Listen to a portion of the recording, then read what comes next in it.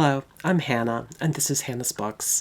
Thank you for joining me today as I do part 3, the final part of the 4K Q&A.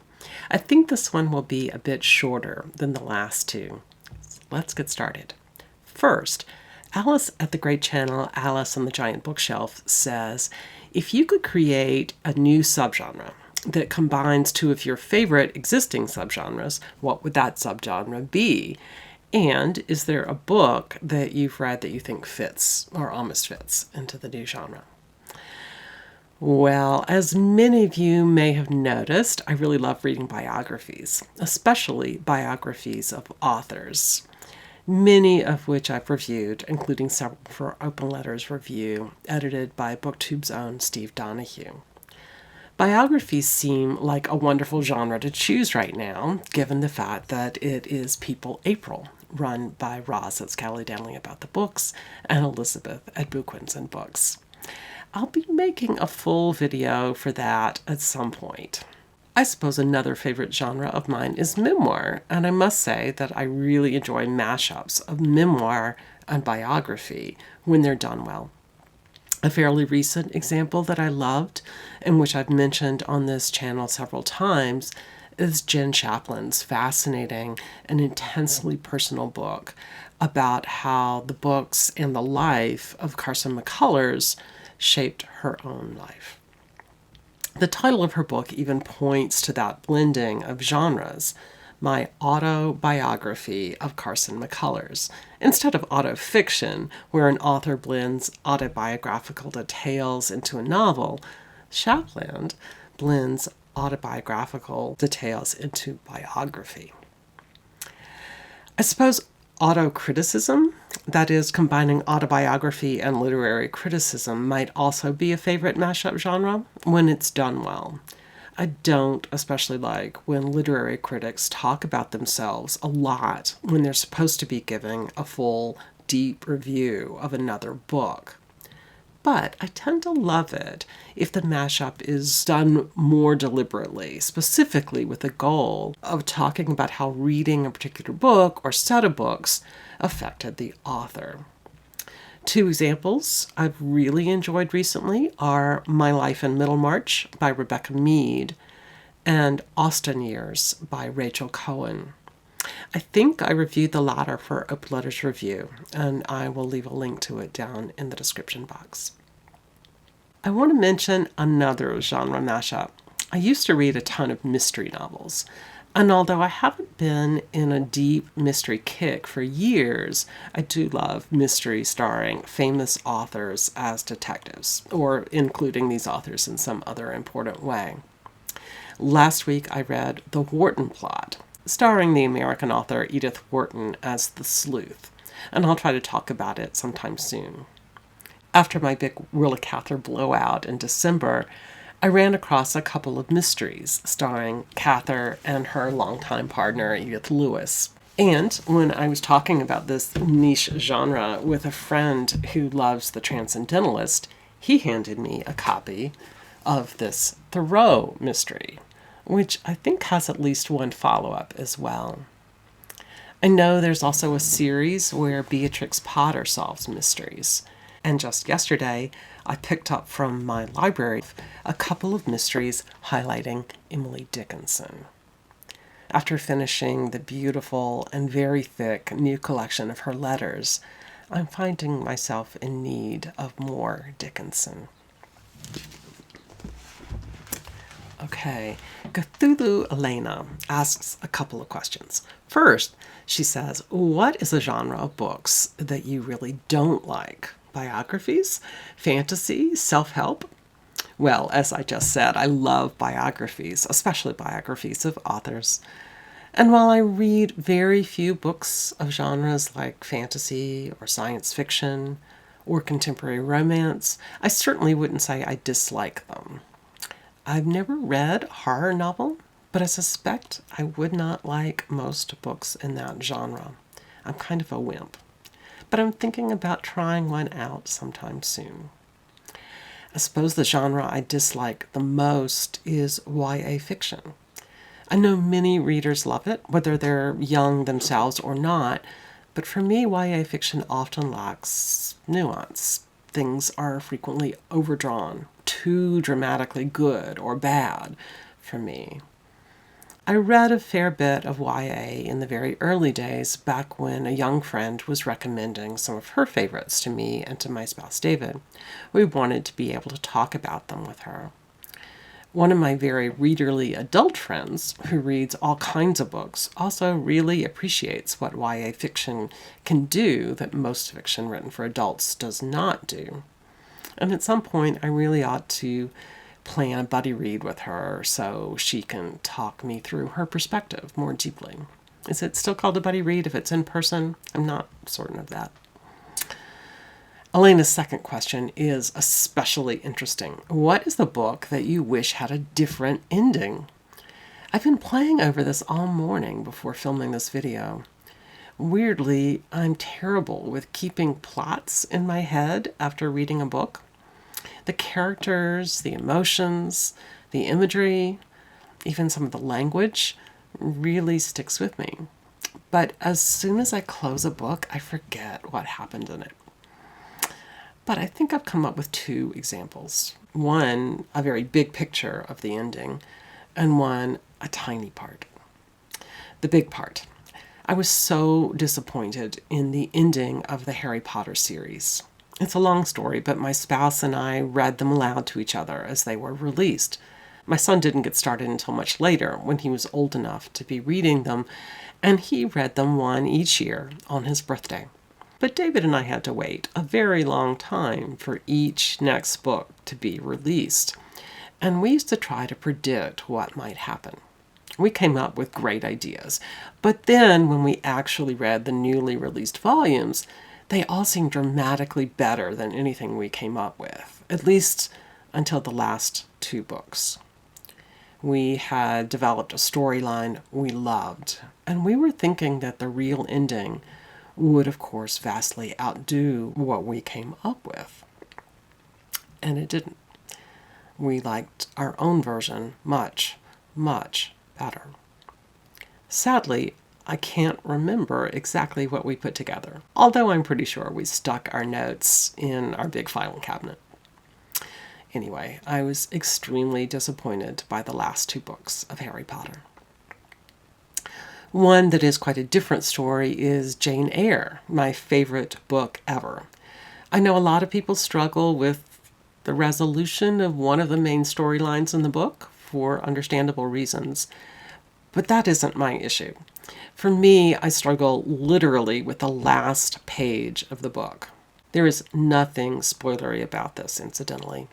Bronte flips away from the scene that has resolved all the big stories and ends with 3 paragraphs about a character I don't think any reader has ever identified with. For those of you who haven't read the book, and if you haven't, go read it right now. The book is told in Jane's voice. And she wraps up her tale by talking about this other character who has written her and whom she knows has a heart that will, as she say, be undaunted. There are some interesting ideas talked about in these 3 paragraphs, and they sort of reflect on the novel as a whole, but still, after all these years of reading and rereading Jane Eyre, I don't understand why these paragraphs in the novel. At some point soon, maybe during Victober actually, I want to do a really full discussion of Jane Eyre, which wildly I have never done on this channel, I don't think. And I'll talk more about possible reasons why this ending is there and how it might affect the text, although again, I really don't know the answer to either of those questions. Okay, Grix asks a few great questions. Let's start with this one. What is the most intellectually challenging book you've ever read that was actually worth it? Well, my answer to this one is a book I thought might be too niche to include even on a Has Steve Read It video. The book, by the scholar Lawrence A. Hoffman, is Covenant of Blood, Circumcision and Gender in Rabbinic Judaism, and it was published by the University of Chicago Press in the late 1990s or so. When I read it, Soon after it came out, I was not especially well read in the history of post-exilic Rabbinic Judaism. I mean, I'm not especially well read in that history even now, but I'm a lot more familiar now than I was back then. Anyway, this book is a close reading of rabbinic texts, as well as quite a bit of analysis depending on critical theory from the social sciences. Hoffman outlines how the ritual of male circumcision changed over time. Within Judaism, I think many people think of circumcision as a given, always done, and always done with the same meanings. And that just isn't true. Hoffman writes about how the meaning changed, in part because of discussions with early Christianity. Another topic I was not well read in then or now. I won't go any further into outlining his discussion of how blood functioned religiously or how specific ideas about blood led to increasing marginalization of women in rabbinic law, because really it wasn't the arguments that blew me away as much as it was the experience of reading a book so far out of my areas of expertise, not only specific historical knowledge, but general approach. And also the analytical framework was new for me. I had just finished my dissertation in history, focusing on U.S. history, and had been reading a zillion books about my own little corner of that field. And this book was so expansive, so exciting to see something so new to me, which I could just barely understand, that took every bit of my brain to follow. I suspect if I read it again now, I might be able to evaluate Hoffman's arguments and maybe appreciate his thesis more. But what I loved about reading it was how much it stretched me. So totally worth it. On the other hand, I don't think I would recommend this particular book to other readers looking specifically for a challenge. It was a hit for me that was very specifically targeted for me at the time, I think. Does that make sense? Grix also asks, if you could reincarnate into the life of any fictional character without giving up or forgetting your previous life, which one would it be? This is really hard, Grix. So I get to go back and live that character's life, but with my own understanding of the world? Do I get to change the ending of the story? Or do I have to follow the script? Just have my own understanding of what is happening. In a sense, I guess this taps into the trope of time travel in novels. Lately, I've been thinking about that great eclipse scene in Mark Twain's book, The Connecticut Yankee in King Arthur's Court, who uses contemporary knowledge of science to sort of make magic, seemingly. Could I do that kind of thing? Or might I be able to understand what the character at the time felt? That actually might be interesting, to know how the current me thinks, but also know how the character thinks. I'm imagining going back to become Antigone from the play by Sophocles. I read Antigone when I was a teenager, and it shaped me in many ways like Jane Eyre did, making me feel it was okay to be both kind of quiet and plain and even gentle, but also pretty fierce about doing what I thought was right in the world, even if it violated traditional hierarchy. There are quotes from Jane Eyre that make it very clear that she herself felt that same sense of self-reliance. But with Antigone, we don't really have that portrayal. Antigone thinks it is morally right to do something that is a higher duty than following the laws of her particular society.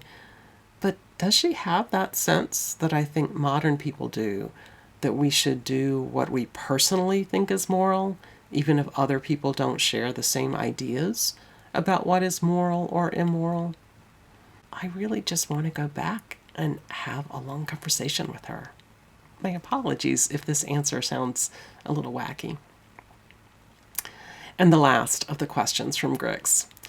If you went to a desert island with unlimited food supply, and of course salt, but no spices, what would be the 3 spices you'd take with you?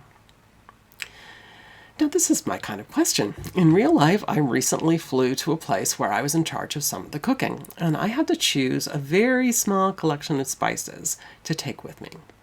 I am assuming that fresh garlic, fresh ginger, and fresh hot chili peppers will be included in the unlimited food supply you mentioned.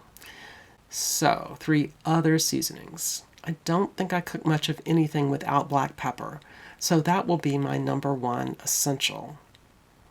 On my recent travels, I took a pre-mixed Indian curry powder, but if I can't have a pre-mixed item, I guess just cumin will be my second choice. And maybe cinnamon for the third. I love cinnamon on fruits and oatmeal and the like, but I also really like it cooked with sumac or lemon juice in a dish of stewed tomatoes and okra or tomatoes and green beans. I say all that, but if I don't get fresh garlic and ginger and hot peppers in the unlimited food supply, I think I might have to choose dried versions of those 3 instead. And now I'm curious, Grix, what 3 would you choose? And the last question comes from Angelia at Read and Reread, who asks, do you have a favorite DC area bookstore? A favorite museum? Politics and Prose is my favorite big bookstore in the DC area, but I also love the little branch of Loyalty Books near me and People's Book, which recently opened in my neighborhood. Second Story is a great used bookstore in the area, but their big store is pretty inconvenient for me to get to. If any of you find yourself in the DC area, hit me up and we'll go visit one of these together. Or we'll visit one of the amazing free museums all over the city. Choosing just one is awfully hard. I love to go to the National Gallery East, the modern art wing of the National Gallery, where the Calders and the Rothkos and my beloved Miro live. I absolutely love going to the Hirshhorn Museum, which often has exhibits of quite contemporary art from living artists, some of which make my brain explode, which is really a good thing, as I mentioned when talking about the Circumcision book earlier. The Renwick Museum is for craft rather than art, although that is a very fine line sometimes. One of my favorite exhibits there from several years ago was of very elaborate dollhouses that were used to train detectives to know how to solve grisly murders. If I remember, I'll try to leave a link to a discussion about that exhibit. And one more, I love the Portrait Gallery, which has a great American art section as well. But my favorite part of the Portrait Gallery is actually the big covered atrium, which is a wonderful place to hang out when it's raining or when it's cold, or on a really hot summer day when I'm craving air conditioning. There are a couple of ground fountains that little kids love to play in. And I think I'll be talking about all of these museums a lot more later in the year during a BookTube month dedicated to art, which I believe is going to be in September, to be led by Greg at Another Bibliophile Reads and Elizabeth at Bookwins and Books, I think. Sounds fantastic. Okay, that is it for the 4K Q&A. Thank all of you so much for coming up with all these wonderful questions, and also for the very kind comments, which I didn't read aloud, including the ones from Jim at Mysteries and Mayhem, as well as Kevin Russell and Eve Ellison, who left lovely notes, but not any specific questions. How wonderful to get to celebrate with you today. Thanks for coming to the party. See you soon here on Hannah's Books.